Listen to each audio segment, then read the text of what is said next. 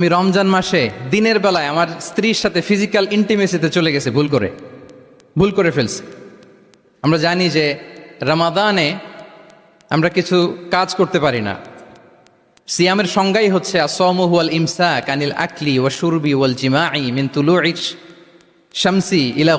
মিন তুলুইল ফজরি ইলা গুরুবি শামসি মা'আন নিয়া। মানে রোজা হচ্ছে এটা এমন ইবাদত, সূর্যোদয় থেকে সূর্যাস্ত পর্যন্ত না খেয়ে থাকা, কোনো কিছু পান না করা, এবং দিনের বেলায় বিবাহিতরা তাদের স্ত্রীদের সাথেও ইন্টিমেসিতে যেতে পারবে না। এটা যদি কেউ মেনটেন করে এটা হচ্ছে সিয়াম।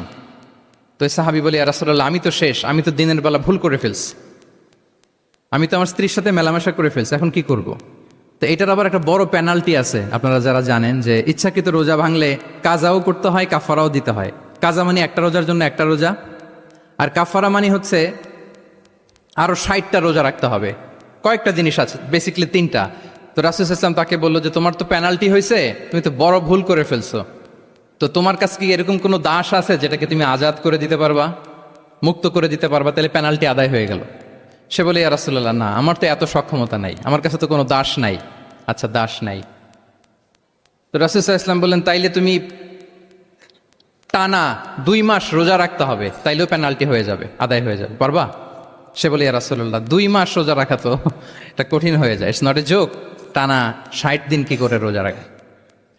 তো রাসূল সাল্লাল্লাহু আলাইহি ওয়াসাল্লাম বললেন, এটাও পারবে না, তাহলে 60 জন মিসকিনকে খাবার খাইয়ে দিতে হবে এজ এ পেনাল্টি।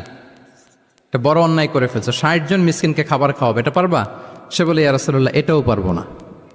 তাহলে কয়টা অপশন দিয়েছিলেন রাসূল সাল্লাল্লাহু আলাইহি ওয়াসাল্লাম? আওয়াজ করে বলেন তো কয়টা? একটাও উনি পারবে না। দাসও আজাদ করতে পারবে না, 2 মাস রোজাও রাখতে পারবে না, 60 জনকে খাওয়াতেও পারবে না। তো রাসূল সাল্লাল্লাহু আলাইহি ওয়াসাল্লাম বললেন, কিছুই যখন পারবে না, কি আর করা, যাও একটু অপেক্ষা করো, দেখি কি করা যায় তোমাকে নিয়ে। তো রাসূল সাল্লাল্লাহু আলাইহি ওয়াসাল্লাম অন্যান্যদের প্রশ্নের উত্তর দিচ্ছিলেন, সময় যাচ্ছে হঠাৎ করে রাসূল সাল্লাল্লাহু আলাইহি ওয়াসাল্লামের দরবারে 1 ঝুড়ি সাদাকার খেজুর আসলো, 1 ঝুড়ি। তো সাদাকার 1 ঝুড়ি খেজুর দেখে রাসূল সাল্লাল্লাহু আলাইহি ওয়াসাল্লাম বললেন, ওই ব্যক্তিকে ডাকো যার কিছু নাই, কিছুই করতে পারবে না। ডেকে আনা হলো। রাসূল সাল্লাল্লাহু আলাইহি ওয়াসাল্লাম বললেন, যাও, তুমি তো কিছুই করতে পারবে না, এই 1 ঝুড়ি চ্যারিটির খেজুর, সাদাকার খেজুর তুমি গরিবদের মাঝে বিতরণ করে দাও, তাসাদ্দাক বিহা, এটা বিতরণ করে দাও, তাইলে আশা করি আল্লাহ তোমাকে মাফ করবে। তো এই সাহাবী বলে, ইয়া রাসূলুল্লাহ, আলা আফকারা মিন্না ইয়া রাসূলুল্লাহ, আমার চেয়েও গরিব কাউকে খুঁজে বের করে দান করতে হবে? তো রাসূল সাল্লাল্লাহু আলাইহি ওয়াসাল্লাম বললেন, হ্যাঁ, গরিবকেই তো দিতে হবে। তো উনি বললেন যে, রাসূলুল্লাহ, পুরো মদিনার তল্লাটে আমার চাইতে গরিব কেউ আর নাই, আমি সবচাইতে গরিব।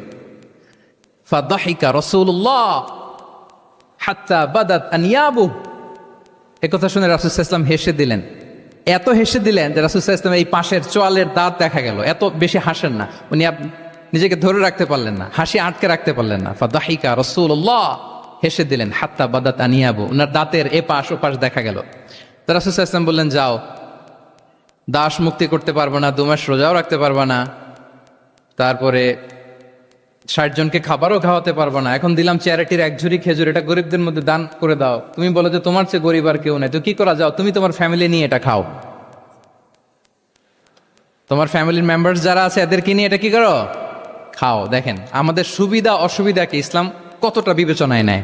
আসছিল পেনাল্টি দিতে, কথা বুঝতেছেন আমার?